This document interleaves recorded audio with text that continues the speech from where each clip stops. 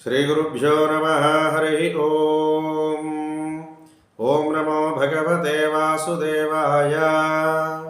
शान्ताकारं भुजगशयनं पद्मनाभं सुरेशं विश्वाधारं गगनसदृशं मेघवर्णं शुभांगं लक्ष्मीकान्तं कमलनयनं योगिहृद्यानगम्यं वंदे विष्णुं भवभयहरं सर्वलोकैकनाथं। सर्व లోకైకనాథుడైనటువంటి లోకోత్తరుడైనటువంటి పురుషోత్తముని యొక్క పాదపద్మములకు నమస్కరిస్తూ శ్రీ వాసుదేవార్చనం యూట్యూబ్ ఛానల్ని వీక్షిస్తూ ఇందలి విశేషాలను తెలుసుకుంటూ ఉన్నటువంటి ఆత్మీయులకు అందరికీ కూడా నమస్సుమాంజలి అర్పణ చేస్తూ ఉన్నాను. ముందుగా చిన్న విన్నపం ఏమంటే, ఇంకా ఈ ఛానల్ని సబ్స్క్రైబ్ చేసుకోనటువంటి వాళ్ళు కనుక ఉన్నట్లయితే దయచేసి సబ్స్క్రైబ్ చేసుకోండి. ఇలాంటి విషయాల్ని మీతో పంచుకోవాలి అనేటువంటి నాలో ఉన్న తపనను మీ యొక్క ప్రోత్సాహంతో రెట్టింపు చేస్తూ మంచి మంచి విషయాలను నేను అవగాహన చేసుకుని మీతో పంచుకునేందుకు మంచి అవకాశాన్ని ఇవ్వవలసిందిగా ప్రార్థన చేస్తూ, మీరు చూసి వదిలేయకుండా దీనిని లైక్ చేయడం, మీకున్నటువంటి సందేహాలు కానీ లేదా మీ యొక్క అభిప్రాయాన్ని కానీ కామెంట్ రూపంలో తెలియజెప్పడం అనేది మీరందరూ చేసినట్లయితే నాకు ఇంకొంచెం మంచి ప్రోత్సాహకరంగా ఉంటుంది అనే విషయాన్ని తెలియజేస్తూ, మనం రోజు తెలుసుకుంటున్నటువంటి తిరుప్పావై పాసుర విశేషాల్లో భాగంగా 29వ పాసురం యొక్క విశేషాలను గురించి ఈ రోజున తెలుసుకోబోతూ ఉన్నాం. ఈ వ్రతమంతటికీ ఫలితం 28 పాసురముల వరకు ఒక్కొక్క రోజున ఒక్కొక్క విశేషాన్ని గురించి తెలుసుకుంటూ ఆ విశేషాలన్నిటి యొక్క ఫలితం ఏమిటో, ఈ గోదామ్మవారు మిగిలినటువంటి గోపికలందరూ కలిసి ఈ వ్రతాన్ని ఎందుకు చేశారో ఈ పాసురంలో మనం తెలుసుకోబోతూ ఉన్నాం. కనుక భగవత్ కైంకర్యం యొక్క ఫలితం దేన్ని కోరుకోవాలి అనే విషయం కూడా ఈ పాసురం ద్వారా మనం తెలుసుకుంటాం. మార్గశీర్ష మాసంలో గోపికలు వాళ్ళ యొక్క పెద్దల అనుమతి తీసుకుని వర్షం కోసం అని చెప్పి ఈ ధనుర్మాస వ్రతం చేసినట్లుగా కనిపిస్తుంది. పెద్దల సంతృప్తి కోసమే తాము ఈ మార్గశీర్ష స్నాన వ్రతాన్ని ఆచరిస్తున్నామని, ఆ వ్రతానికి పర అనేటువంటి ఒక వాద్యము కావాలి అని బయలుదేరొచ్చి శ్రీకృష్ణుణ్ణి చేరి ఆ పరను ఇచ్చి వాళ్ళ చేత వ్రతాన్ని పూర్తి చేయించి దాని ఫలంగా అనేక రకాలైన అలంకారాలు, అట్లాగే పరమాన్న భోజనము ఇట్లాంటివన్నీ కూడా చేయమని కృష్ణుణ్ణి పైకి ప్రార్థించారు. ఇలా ప్రార్థించినటువంటి ఆ ప్రార్థన మొత్తము కూడా కృష్ణుడు విన్నాడు. కానీ ఆ గోపికలకు కానీ గోదాదేవికి కానీ హృదయగతమైనటువంటి అభిప్రాయం మాత్రం ఇది కాదు. ఆ విషయాన్నే ఈరోజు పాసురంలో వాళ్ళు చెప్తున్నారు.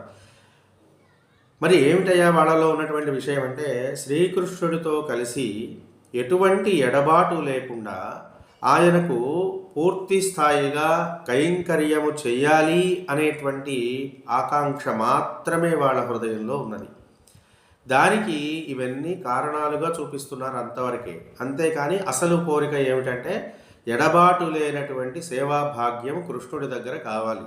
ఆ విషయాన్ని వాళ్ళు చెబుతూ, స్నానము అనేటువంటి చోట మేము స్నానం ఆచరిస్తున్నామని చెప్పడంలో వాళ్ళు స్నానం అనే పదాన్ని దేనికోసం వాడారు అంటే, భగవత్ ప్రాప్తిని స్నానం అంటున్నారు. స్నానం అంటే శాంతం నీళ్లతో తడిపేసుకొని మునిగిపోవటం కదా. అలా దేంట్లో మునిగిపోవాలట? భగవంతుని యందు మునిగిపోవాలి, భగవద్ అవగాహన యందు మునగాలి. అందుచేత వీళ్ళందరూ కూడా దాన్ని స్నానము అనే పదంతో చెప్తున్నారు. అట్లాగే పర అనేటువంటి చోట భగవత్ కైంకర్యము అనే పరమ పురుషార్థం కావాలి అని వీళ్ళ అభిప్రాయం. ఇక్కడ పర అనేటువంటి పదానికి స్వర్గము, భగవత్ సన్నిధి, పరమాత్మ యొక్క పాదపద్మము అనే అర్థాలు ఉన్నాయి. కాబట్టి వీళ్ళు పర అనే వాద్యము మాకు కావాలి అని ఒక వ్యాజంగా చెబుతున్నారే తప్ప, వాళ్ళు కోరుకుంటున్నటువంటి పర కృష్ణ పరమాత్మ యొక్క పాదపద్మముల చెంతన చోటు. ఆ విషయాన్ని వీళ్ళు చాలా చక్కగా సూటిగా చెప్పకుండా ఇప్పటి వరకు అది ఇది దాని మీద దీని మీద వంకలు పెట్టి చెప్పారు. ఎందుకనంటే స్త్రీలు సహజంగా ఏ విషయాన్ని సూటిగా చెప్పరు కనుక వీళ్ళు కూడా అట్లా నర్మగర్భంగా విషయాన్ని కృష్ణుడితో చెప్పడం అనేటువంటిది జరిగింది. కానీ కృష్ణుడేమో వాళ్ళకి ఏం కావాలో వాళ్ళ నోటితోనే తెలుసుకోవాలి అనుకున్నాడు. అందుకని వాళ్ళు ఎన్ని చెప్పినా దానికి ఏదో ఒక ప్రశ్న వేసి అసలు ఏమిటి, మీ అభిప్రాయం ఏమిటి, అదేమిటి, ఇదేమిటి అని అడుగుతూ వస్తున్నాడు. ఆయన యొక్క అంతరంగాన్ని తెలుసుకున్నటువంటి గోపికలు, గోదాదేవి ఈ రోజున సూటిగా వాళ్ళ యొక్క అభిప్రాయాన్ని తెలియజెబుతూ ఉన్నారు. కనుక భగవత్ కైంకర్యం అనే పరమ పురుషార్థాన్ని మాకు అందించవయా, ఎడబాటు లేనటువంటి నీ సేవా భాగ్యాన్ని మాకు ఇవ్వవలసింది అని వీళ్ళు కోరుకుంటున్నారు. కాబట్టి ఈ ధనుర్మాస వ్రతం అంతా కూడా దేనికోసం అంటే భగవత్ ప్రాప్తి కోసము, భగవంతుణ్ణి మనం పొందడానికి ఎలా పొందాలో తెలియజెప్పడం కోసం ఈ శ్రీవ్రతం అనేటువంటిది ఉపయోగపడుతుంది. కాబట్టి అనన్య భోగ్యత్వము, అట్లాగే అనన్య ఉపాయత్వము, అట్లాగే అనన్య అర్హత్వము అనేటువంటివి మూడు జీవుని యొక్క స్వరూపాన్ని విశదపరుస్తాయి. జీవుడు ఎలాంటి వాడు అనే విషయాన్ని చెప్పడానికి ఈ మూడు రకాల విషయాలు తెలుస్తాయి. ఏమిటవి అంటే అనన్య భోగ్యత్వము, ఇతరులతో భోగించకుండా ఉండడం. అట్లాగే అనన్య ఉపాయత్వము, ఇతరులను దీనికి ఉపాయములుగా భావించకుండా ఉండడం. అట్లాగే అనన్యార్హత్వము, దానిని ప్రసాదించేవాడు పరమాత్ముడు మాత్రమే తప్ప మరొకడు కాదనేటువంటి భావాన్ని కలిగి ఉండడం. ఈ మూడు రకాలైనటువంటి మార్గాలే జీవుడి యొక్క స్వరూపాన్ని చాలా స్పష్టపరుస్తాయి. అలా భగవానుడే తప్ప ఇతర విషయములను అనుభవించాలి అనే కోరిక లేకుండా ఉండడం అనన్య భోగ్యత్వం. అట్లాగే భగవానుడికి తప్ప వేరొకడెవ్వడికి కూడా భగవానుణ్ణి పొందడానికి భగవానుడే తప్ప వేరొకడెవ్వడు కూడా ఉపాయము కాదు అని నమ్మి ఉండడం. భగవంతుడిని చేరాలంటే కూడా మనకి ఎవరు సహకరించాలి? ఆ భగవంతుడే సహకరించాలి, అంతే తప్ప మరొకడెవడు దీనికి ఉపాయము కాదు అని నమ్మి ఉండడం. అట్లాగే భగవంతుడికే తప్ప వేరొక వాడికి ఎవరికి కూడా ఏ విధముగాను నేను చెందను అనేటువంటి ఒక విశ్వాసాన్ని కలిగి ఉండటం. ఈ మూడు రకాలైనటువంటి విషయాలే జీవుని యొక్క లక్షణములుగా మనకు కనిపిస్తాయి. ఈ మూడు లక్షణాలు ఉన్నటువంటి వాళ్ళు ఎవరైతే ఉన్నారో వాళ్లకు భగవత్ ప్రాప్తి కలిగేందుకు కావలసిన అర్హత ఉన్నది అని ఈ గోపికలు ఈ 30 రోజుల వ్రతాన్ని చేస్తూ సమాజానికి తెలియజెబుతూ ఉన్నారండి. ఈ గోపికలందరూ కూడా చెప్పిన విషయం ఇదే. ఏమేమి ఉండాలట అంటే భగవానుడు తప్ప ఇంకొకడెవడు ఉపాయము కాదని, భగవంతునికి తప్ప తన గురించి తెలియజెప్పే అర్హత ఇంకొకడికి లేదని, తమకు భగవంతుడనేటువంటి వాడు ఇచ్చేటువంటి సేవాభాగ్యము తప్ప మరొకటి అవసరం లేదని అనుకోగలిగినటువంటి వాళ్ళు ఎవరైతే ఉన్నారో వాళ్లకు మాత్రమే పరమాత్మ యొక్క కటాక్షం లభిస్తుంది అని వీళ్ళు చాలా స్పష్టంగా తెలియజెబుతూ ఉన్నటువంటి పాసుర విశేషాలు ఇవి. అట్లా ఈ రోజున చెప్పబోతున్నటువంటి పాసురంలో వాళ్ళ యొక్క అభిప్రాయాన్ని సూటిగా కృష్ణుడితో చెప్తూ ఉన్నారండి. ఆ పాసురాన్ని ముందుగా మనం ఒకసారి పఠించుకుందాం. சித்தும் சிறுகாலே வந்துன்னை சேவித்து உன் பொத்தாமரை அடியே போத்தும் பொருள்களாய் பெத்தம்மேயுத்துண்ணும் குலத்தில் பிறந்த நீ குத்தேவல் எங்களை கொள்ளாமலல் போகாது இத்தெப்பறை கொள்வாரன்றுகான் கோவிந்தா எத்தெக்குமேலுடு பிறவிக்கும் உந்தன்னோடு தோமேயாவோ முனக்கே நாமாள் செய்வோம் மத்தே நங்காமங்கள் మాత్తేలోరెంబావాయ్. ఈ పాసురంలో చాలా స్పష్టంగా వాళ్ళు చేసిన పనులన్నీ చెప్తూ వాళ్ళకి ఏం కావాలో చెప్తున్నారండి. చిత్తం చిరుగాలే అన్నటువంటి ఒక మాట మొట్టమొదటిగా మాట్లాడారు. బాగా తెల్లారక ముందే వచ్చి అన్నారు. చిత్తం చిరుగాలే వందు, బాగా తెల్లవారక ముందే వచ్చామయ్యా మేము నీ దగ్గరికి. ఇలా ఎందుకు వచ్చాము అంటే బ్రాహ్మీ ముహూర్తం అని దానికి పేరు. తెల్లవారుజామున 3:30 గంటల నుంచి తెల్లవారేంత వరకు రాత్రిపూట ఉన్నటువంటి 4 జాములలో చివరి జాము ఈ తెల్లవారు జాము. ఆ కాలంలో భగవత్ విషయము పట్ల మనస్సు లగ్నమై ఉంటుంది. అట్లాగే మనస్సంతా కూడా భగవంతునికి అభిముఖముగా ఉండడానికి ఎక్కువగా ప్రయత్నాన్ని కలిగి ఉంటుంది. కనుక ఆ సమయాన్ని బ్రహ్మ ముహూర్తము అని పిలుస్తారు. బ్రహ్మమును చేరుటకు ఉపయోగపడే సమయం కనుక. అట్లా బ్రహ్మముహూర్తంలో గోపికలు ఈ కృష్ణుణ్ణి చూడడానికి వచ్చారు. అంటే వాళ్ళ మనస్సులో మొత్తంలోనూ ఏమి ఉన్నదని? భగవంతునితో ప్రాప్తి మాత్రమే ఉన్నదని. కాబట్టి వీళ్ళు వేరే విషయాన్ని పట్ల మనస్సుని లగ్నం చెయ్యట్లేదు, కేవలం భగవంతుని యందు మాత్రమే లగ్నమై ఉన్నారు అని. ప్రాతకాలానికి ముందు వెలుతురు కనపడకుండా ఉన్నటువంటి ఒక స్థితి. వాళ్లకు పరమాత్మ యొక్క అనుగ్రహం పొందాలి అనేటువంటి తపన ఉన్నది. ఖచ్చితంగా తెల్లవారుతుంది. అలాగే భగవంతుని యొక్క కటాక్షం మనకి లభిస్తుంది, ఇది నిశ్చయం. కాకపోతే ఆ కలగడానికి ఇంకా కొద్దిగా చిన్న చిన్న చీకట్లేవో అడ్డుపడుతున్నాయి. ఇవి తొలగిపోవడానికి చాలా తక్కువ సమయం ఉన్నది అని వాళ్ళు నమ్ముతున్నారు. అందువల్ల తెల్లవారుజాము అనేటువంటి ఒక విషయాన్ని వాళ్ళు మిషగా స్వీకరించి పరమాత్మను చేరడానికి తెల్లవారుజాము సమయాన్ని తెలుసుకున్నారు. ఎవరైతే తెల్లవారుజామున పరమాత్మకు అభిముఖంగా పనిచేస్తున్నారో వాళ్ళందరికీ కూడా ఆ పరమాత్మ యొక్క కటాక్షం తప్పకుండా లభిస్తుంది అని చెప్పడానికి ఈ గోపికలందరూ ఈ 30 రోజుల సేవాకాలాన్ని పూర్తి చేస్తూ ఉన్నారు. అట్లాగే ఈ విషయాన్ని చెబుతూ ఆ గోపికలు ఇంకో మాట ఏం చెప్పారంటే, ఉన్నై చేవిత్తు అన్నారు. పొద్దున్నే వచ్చాము, ఏం చేశాము? నిన్ను సేవించాం. ఇప్పటి వరకు కూడా నిన్ను సేవిస్తూ ఉన్నాం కదా స్వామి. అసలు తెల్లవారుజామున నువ్వు నిద్ర లేవక ముందు వచ్చి నిన్ను లేవడమే పెద్ద తప్పు మేము చేశాము. పోని వచ్చిన వాడిని ఊరకుంచామా? మళ్ళా సేవలు అనేటువంటి పేరుతో అనేక రకాలుగా నిన్ను ఇబ్బంది పెడుతున్నాం. ఇవన్నీ తప్పులే. కానీ స్వామి, హీనులైనటువంటి వాళ్ళమైన మేము నీకు సేవ చేస్తూ నిన్ను మాత్రమే పొందాలనేటువంటి భావనతో చేశాను తప్ప నీ యందు ఏదో అపరాధం చేద్దామన్న ఉద్దేశ్యంతోనైతే కాదు. కనుక దాన్ని గ్రహించవయ్యా, మా మనస్సులో ఉన్న భావాన్ని గ్రహిస్తావని నీ దగ్గరికి వచ్చాము అన్నట్లుగా చెబుతూ ఉన్ పొత్తామరై అడియే పోతుం అన్నారు. నీ బంగారు తామరల వంటి పాదపద్మములకు మంగళాశాసనం చేశాం కదా స్వామి. అవి క్షేమంగా ఉండాలనుకొని మంగళాశాసనం చేశాం, అంతే తప్ప ఆ చోటు మాకు కావాలన్న ఉద్దేశంతో మేము చేయలే. ఆ పాదపద్మములు ఎల్లప్పుడూ క్షేమకరంగా ఉండాలి. అవి క్షేమకరమై ఉన్నప్పుడు లోక కళ్యాణకారకములు అవుతాయన్న విశ్వాసంతో మేము ఈ పని చేస్తున్నాం స్వామి. కనుక నీ పాదపద్మములు శ్రీపాదములే కదా అవి. అలాంటి పాదములు ఎల్లప్పుడూ కూడా మంగళప్రదములై ఉండాలి అని ఆకాంక్షలు వెలిబుచ్చారు. అంతేకాకుండా పొరుల్గేళాయ్ అన్నారు. ఆ కృష్ణుడు వీళ్ళు చెప్తూ ఉన్నారు కానీ ఆయన ఏం మాట్లాడట్లేదట. మాట్లాడకుండా కూర్చుని వాళ్ళనే చూస్తున్నాడు. ఎందుకని చూస్తున్నాడు అలాగా అంటే, రాత్రిపూటేమో నిద్ర లేదు, వీళ్ళేమో తెల్లవారుజామునే వచ్చి నిద్రపోయే టైంలో నిద్రలేపారు.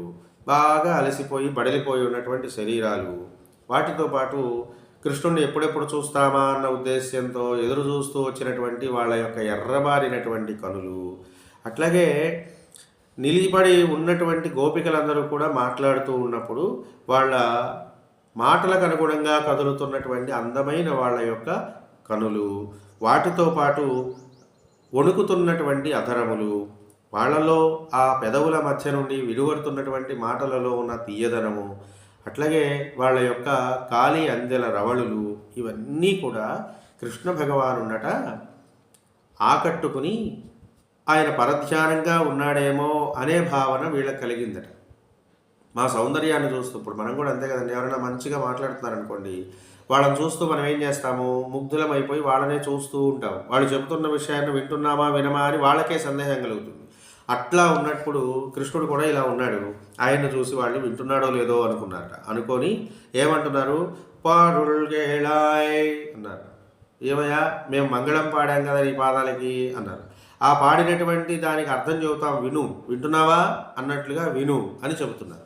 వినేవాడికి మళ్ళీ వినని చెప్పక్కర్లేదు కదా మామూలుగా అయితే. కానీ కృష్ణుడు పరధ్యానంలో ఉన్నాడని తెలుసుకుని భావించి వీళ్ళు విను స్వామి అన్నట్టుగా విషయాన్ని చెబుతున్నారు. పెత్తమ్మే యుత్తుండుం కుళత్తిల్ పిరందని అన్నారు. పశువుల్ని మేపి జీవించే కులంలో జన్మించినటువంటి నీవు విను అన్నారు.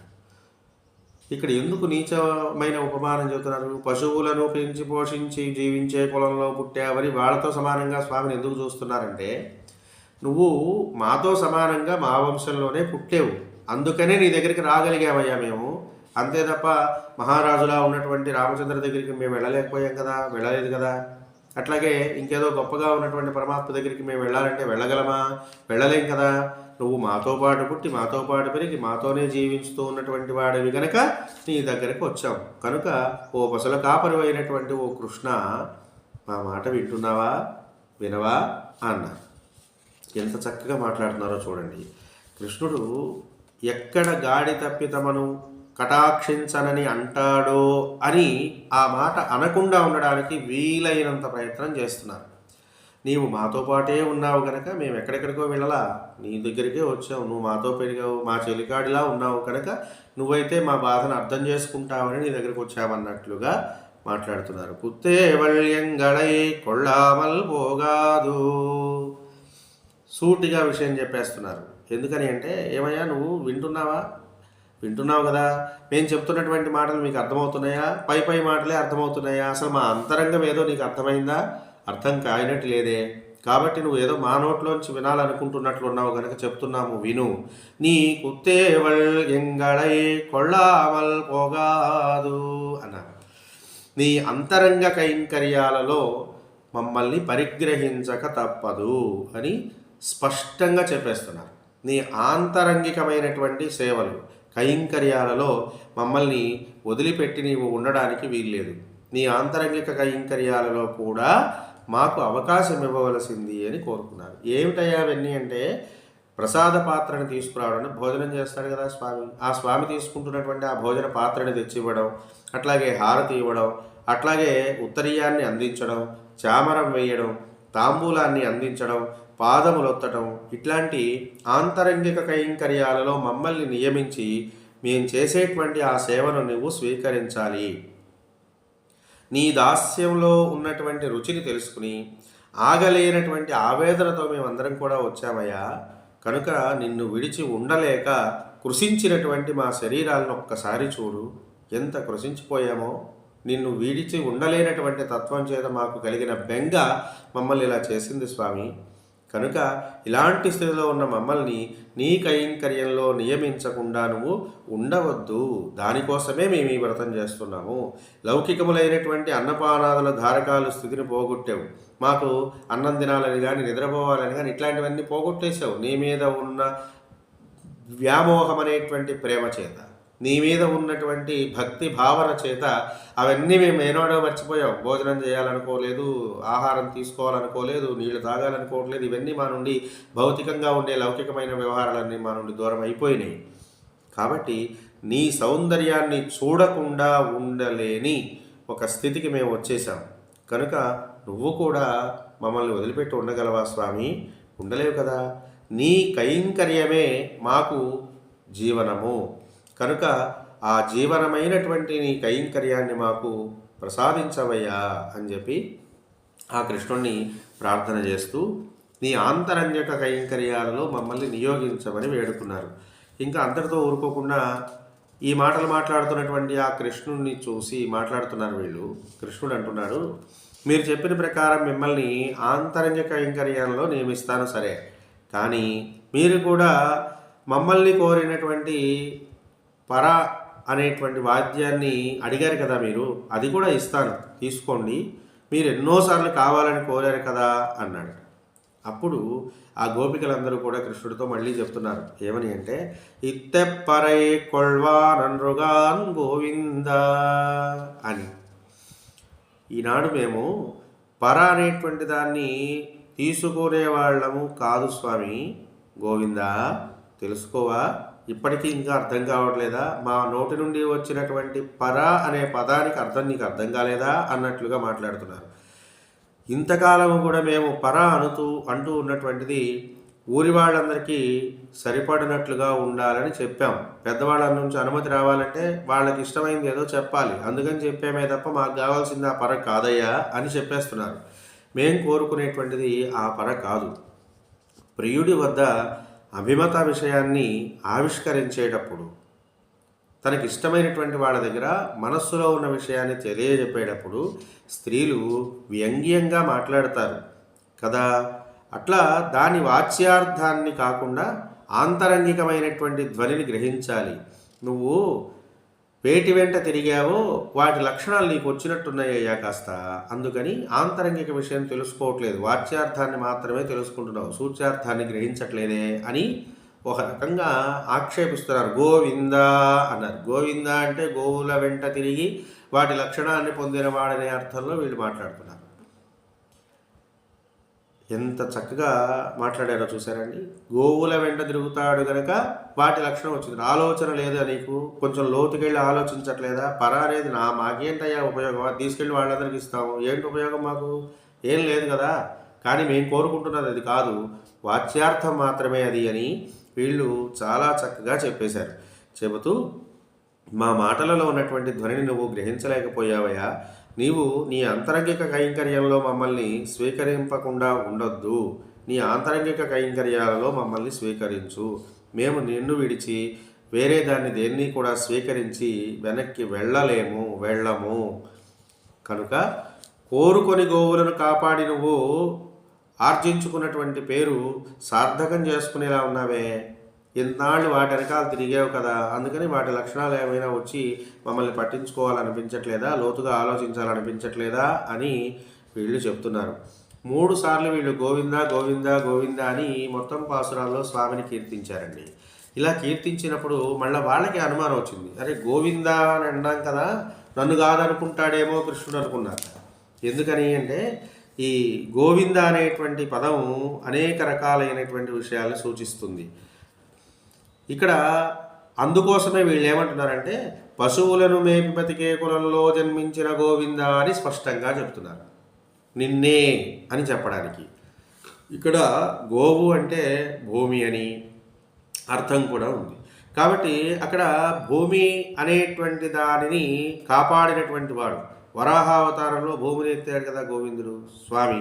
అందుచేత అలా వరాహావతారంలో భూమిని కాపాడినటువంటి ఆయన్ని పిలిచారని అనుకుంటాడేమోనని మా కులంలో పుట్టినవాడివి కనుక అన్నారు. అంతేకాకుండా వరాహమూర్తిని గోవింద అన్నారు అనుకుంటాడేమో అని వీళ్ళు అనుకున్నారు. అట్లాగే గోవు అంటే ఇంకొకటి విషయం ఉంది. భూమి మొత్తము తనదేనని భావించి ఉన్నటువంటి అహంకారంతో ఉన్న బలిచక్రవర్తిని రూపుమాపి త్రివిక్రమ స్వరూపంతో ఆ భూమండలాన్ని మొత్తాన్ని కాపాడినటువంటి, దానము పట్టినటువంటి వామనుణ్ణి కూడా గోవింద అని పిలవచ్చు. అందుకని అక్కడ కూడా భూదేవిని రక్షించాడు కనుక. అలా వామనావతారంలో ఉన్నటువంటి పరమాత్మను కీర్తిస్తున్నారని భ్రమిస్తాడేమోనని పశువులను కాసేటువంటి మా వంశంలో జన్మించిన వాడివి కదా గోవింద అని మళ్ళీ పిలుస్తున్నారు. అంతేకాకుండా గోవు అనేటువంటి శబ్దంని ఎవరైతే ఉచ్చరిస్తున్నారో వాళ్ళందరికీ కూడా పరమ పదము చాలా సులభంగా లభిస్తుంది అని విషయాన్ని తెలుసుకున్నటువంటి ఒక హంసావతారాన్ని కూడా గోవింద అని పిలవవచ్చు. అట్లాగే ఈ హయగ్రీవుణ్ణి కూడా గోవింద అని పిలవడం అవకాశం ఉన్నది, బుద్ధిప్రదాత అయినటువంటి హయగ్రీవుణ్ణి. ఇట్లా గోవు అనేటువంటిది అనేక రకాల అర్థాలను ఇస్తూ ఉన్నది కనుక గోవింద అని మనం పిలిస్తే దాన్ని పరిపరి విధాలుగా భావిస్తాడేమో అని వీళ్ళు మనస్సులో అనుకుని, స్వామి నీవు మా వంశంలో జన్మించినటువంటి శ్రీకృష్ణుడివి అని చెప్పడానికి వీళ్ళు ఈ మాటలు చెబుతున్నారండి. ఇలా చెబుతూ ఎత్తెక్కుమేళేళు పిరవిక్కుం ఉందన్నోడుత్తోమేయావోం ఉనక్కే నామాల్ శైవోం అని వాళ్ళ యొక్క అభిప్రాయాన్ని తేటతల్లం చేస్తున్నారు.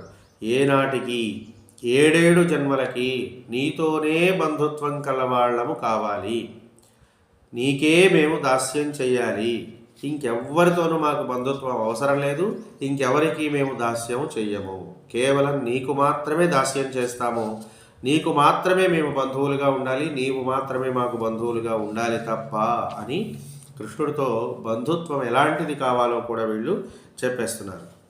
అలా చెప్తూ నీ రూపంలో కానీ, నీ ఆయుధాలలో కానీ, నీకున్నటువంటి ఆభరణాల యందు కానీ మాకు ఎటువంటి పట్టుదల లేదు స్వామి, నువ్వు మాత్రమే మాకు కావాలి. నువ్వు శంఖచక్ర గదాధరుడవై శ్రీవైకుంఠంలో ఉన్న మా వంటి గొల్లలతోటి కలిసి పిల్లన గ్రోవి ఉండవిల్లు పట్టుకుని ఇక్కడ ఉన్న మాకేం అభ్యంతరం లేదు. నువ్వు వైకుంఠంలో ఉండు, ఇంకో చోట ఉండు, మాకేం సంబంధం లేదు. కానీ ఏం కావాలి? అక్కడ నీ విల్లు, నీ చక్రము, శంఖము మేము తీసుకొని నీకు అందిస్తూ ఉంటే అవి నువ్వు అందుకునేలాంటి వరాన్ని మాకు ఇవ్వు. అంతే తప్ప నువ్వు ఎక్కడన్నా ఉండు, మా దగ్గరే ఉండమని మేము అడగం. కానీ నీకు చేసే సేవలన్నీ మేము మాత్రమే చేయాలి. ఆ అవకాశాన్ని మాకు ఇవ్వు. ఇక్కడ నీ ఉండవిల్లు, బల్లెము, వేణువు తెచ్చి అందిస్తూ ఉండేటువంటి వాళ్ళుగా ఉన్నాం కదా, అలాగే అన్ని చోట్ల కూడా మేము ఉండాలి అని కోరుకుంటున్నారు. నువ్వు పరత్వంతో ఉన్నా, అంటే కొంచెం విముఖంగా ఉన్నా, లేకపోతే వైకుంఠలోకంలో నీవు ఉన్నా, సౌలభ్యంతో ఉన్నా, అంటే మాతో పాటు కలిసి జీవిస్తూ ఉన్నా, 2 దశలలోనూ కూడా మేము నీతోనే కలిసి ఉండాలి. అంతే తప్ప మేము నిన్ను విడిచి ఉండడానికి అవకాశం మాత్రం ఇవ్వవద్దు అని కోరుకుంటున్నారు. అంతేకాకుండా నువ్వు ఎప్పుడూ కూడా మమ్మల్ని కాపాడుతున్నావనే విశ్వాసం మాత్రమే మాలో ఉన్నది. కాబట్టి తమని వదిలిపెట్టి పొరుగుడిలో నువ్వు పెరుగుతున్నప్పుడు నిన్ను వదిలి బాధపడుతున్నటువంటి ఆ నందవ్రజంలో ఉన్నటువంటి ప్రజలందరూ, స్త్రీలందరూ కూడా ఏ సంబంధాన్ని కలిగి ఉండాలని వాళ్ళు కోరుకున్నారో అలాంటి అనుబంధం మాతో కావాలని మేము కోరుకుంటున్నాము అన్నారు. ఎలాంటి బంధం కావాలో మళ్ళీ స్పష్టపరుస్తూ, నువ్వు నీకు ఇష్టమైనటువంటి వెన్న మొదలైనటువంటి వస్తువులని బాగా భుజించి ఉన్నప్పుడు ఎక్కువ తింటున్నాడు, ఏం చేస్తుందో, ఏం ప్రమాదం చేస్తుందో అని లోపల బాధపడేటువంటి తల్లి యశోదతో ఉన్నటువంటి సంబంధం నీకు ఎలాంటిది ఉన్నదో అలాంటి అనుబంధం మాతో కూడా నీకు కావాలయ్యా, నీతో మాకు కావాలయ్యా అని వీళ్ళు కోరుకుంటున్నారు. అంతేకాదు, నువ్వు నా వెంట రావద్దు, నిలిచిపో అనగానే నీటిలో నుండి తీసినటువంటి చేపలాగా ప్రాణాలు వదిలేసేటువంటి లక్ష్మణుడితో రాముడికి ఉన్న అనుబంధం ఎంత గొప్పదో అలాంటి ఆ బంధం నీతో మాకు కావాలి స్వామి అని కోరుకుంటున్నారు. అంతేకాదయ్యా, నువ్వు ఆ కాళీయ మర్దన సందర్భంలో కాళీయుడి నోటిలో పడినావు అన్న వార్త విని, ఆ వార్త విన్న మాత్రం చేతనే తెలివి తప్పిపడిపోయి ఉండేంతటి ప్రేమ కలిగి ఉండే అనుబంధం నీతో మాకు కావాలయ్యా. అసలు నీకు ఇదిగో ఈ ప్రమాదం జరిగింది అన్న వార్త మా చెవున పడితే మేము మూర్ఛపోయేటువంటి ప్రేమ, అంతటి ఉన్నతమైన ప్రేమ మీతో సంబంధం మాకు కావాలి అని కోరుకున్నారు. అంతేకాకుండా ఇదివరకు మేము చేసినటువంటి అపరాధాలన్నింటినీ కూడా నువ్వు క్షమించేటట్లు చేసే సంబంధం మాకు కావాలి. అంతేకాదు స్వామి, మా ఇంట్లో వేసినటువంటి ఆసనంపై వచ్చి కూర్చొని మమ్మల్ని కటాక్షించగలిగినటువంటి సంబంధం నీతో మాకు కావాలయ్యా. కొంతకాలం నీకు దూరమయ్యి మరలా నీతో కలిసి కొంతకాలం ఉండి కొంతకాలం విడిపోయి ఇట్లాంటి అనుబంధాలు మాకొద్దు. ఉదాహరణకి సీతాదేవితో రాముడు కొద్దిగా ఎడబాటు పొందాడు, అట్లాంటి అనుబంధాలు మాకొద్దు. ఎల్లప్పుడూ మేము నీతోనే ఉండాలి, నీవు మాతోనే ఉండాలి. మాతా పితా భ్రాత నివాస శరణం సుహృద్గతి నారాయణ అన్నట్లు అన్ని రకములైనటువంటి బంధుత్వాలు నీతోనే ఉండాలి. ఇంకా ఏ రకంగానూ ఎవరితోనూ మాకు అవసరం లేదన్నట్లుగా వీళ్ళు చాలా స్పష్టపరుస్తున్నారు. అంతేకాదు ఓ స్వామి, అలాంటి సంబంధం ఉన్నందుకు తగిన ఫలితం కూడా మేము పొందాలి. సంబంధం ఉండంగానే సరికాదు, దాని వలన కలిగేటువంటి ప్రయోజనం, పరమ ప్రయోజనం ఏదైతే ఉన్నదో అది మేము పొందాలి. మేము నిన్ను చేరి నీతో సంబంధాన్ని కలిగి ఉన్నందుకు ఏ ఫలమైతే ఉన్నదో అది నీ కైంకర్యం చేయడమే. ఆ కైంకర్యాన్ని ఎల్లప్పుడూ చేసేటువంటి అవకాశం కూడా మాకు ఉండాలి. అంతే తప్ప అనుబంధం ఉండి పని చేయించుకోకపోతే, సేవ చేయించుకోకపోతే మాకు ఆ అనుబంధంతో ఉపయోగం ఏమున్నది? లేదు కదా అని చెబుతూ, మాకు నీతో కలిగిన సంబంధం మాకు తెలిపి మా కైంకర్యాన్ని స్వీకరించడంలో ఎల్లప్పుడూ కూడా నీవు కోరికను కలిగి ఉండాలి, అపేక్షని కలిగి ఉండాలి. మేమే నీకు సేవ చేయాలన్న అపేక్ష నీలో ఉండాలి. అలాంటి యొక్క అనుబంధం మాకు కావాలయ్యా. మా చేత చేస్తున్నటువంటి కైంకర్యాలు ఏవైతే ఉన్నాయో అవన్నీ స్వీకరించడానికే నువ్వు ఆవిర్భవించావు కనుక మేము మాత్రమే నీ సేవ చేయాలి. నీకు అందరి చేత సేవలు చేయించుకోవాలంటే వేరే వేరే చోట పుట్టొచ్చు కదా, కానీ నువ్వు ఎక్కడ పుట్టావు? మా వంశంలో పుట్టావు, మా గ్రామంలో పుట్టావు, మా ముందు పుట్టావు, అంటే మా చేత సేవ చేయించుకోవడానికే కదా పుట్టావు, కనుక మేము చేస్తాం, నువ్వు చేయించుకో అంతే అన్నట్లుగా చాలా స్పష్టంగా మాట్లాడుతున్నారు. అంతేకాకుండా అందును సేవ కూడా నీకు మాత్రమే చేయాలనుకుంటున్నాం మేము. ఎందుకనంటే మీ నాన్నగారికో మీ అమ్మగారికో వాళ్ళకో వీళ్ళకో కాదయ్యా, నీకు మాత్రమే సేవ చేయాలనుకుంటున్నాం. నీకు మేము చేయిస్తున్నామని మేం చేయడం కాదు, నువ్వే నీ కొరకే మా చేత ఈ కైంకర్యాన్ని చేయిస్తున్నావనే భావనతో చేస్తున్నాం. అంతే తప్ప మేము వచ్చాము నీకు సేవ చేస్తున్నామని మేమేం చేయట్లా. నీవు మమ్మల్ని రప్పించుకున్నావని, నీవే మాకు సేవ చెప్పావని, నీవే మా చేత ఈ సేవ చేయిస్తున్నావనే భావనతోటి మేము నీ సేవ చేస్తున్నాము అని వాళ్ళు చెప్పారు. అట్లా చేస్తున్నటువంటి సేవ ఏదో నీకు ఎలా ఉండాలంటే వాళ్ళు సేవ చేస్తున్నారు నేను చేయించుకుంటున్నాను అన్నట్లు ఉండకూడదు. ఈ సేవ వల్ల వాళ్ళు ఆనందపడుతున్నారు నేను కూడా ఆనందపడుతున్నాను అన్నట్లు ఉండకూడదు. కేవలం నీ ఆనందానికి మాత్రమే మేము సేవ చేస్తున్నామన్నట్లు ఉండాలి. అంతే తప్ప మా ఆనందం కోసం నువ్వు ఎక్కడ రాజీ పడవద్దు, మేము తృప్తిగా ఉండడం కోసం నువ్వు ఎక్కడా కూడా ఇబ్బందికరంగా ఉండవద్దు స్వామి, నీ ఆనందమే మాకు పరమానందము అని వీళ్ళు కృష్ణ భగవానుడితో చెప్తున్నారు. మేము కోరుకున్నాం కదా అని ఏదో ఒక కైంకర్యంలో నియమించడం కాదు, నీ అంత నువ్వే నీకు అభిమతమైనటువంటి సేవ ఏది ఉన్నదో దాన్ని ఆజ్ఞాపించి చేయించుకో. అంతే తప్ప ఈ చేస్తారా లేకపోతే చెయ్యండి చేయగలరా ఇట్లాంటివన్నీ మమ్మల్ని అడగొద్దు అన్నట్టుగా చెప్తున్నారు. మత్తేనంగా మంగళ్ మాత్తు. అంతేకాదు స్వామి, మాకు భౌతికమైనటువంటి ఇతర విషయాల పట్ల ఉన్న వాంఛలు కోరికలు ఏవైతే ఉన్నాయో వాటినన్నింటినీ కూడా మొత్తము పోగొట్టేసేయి. మాకిక ఎలాంటి కోరికలు ఉండడానికి వీల్లేదు. కేవలం నీ కైంకర్యము నీ పాద సేవ మాత్రమే మా మనస్సులలో ఉండాలి. మిగతా విషయాలన్నీ కూడా మా నుండి దూరం చేసేసేయి అని కృష్ణుణ్ణి ప్రార్థిస్తున్నారు.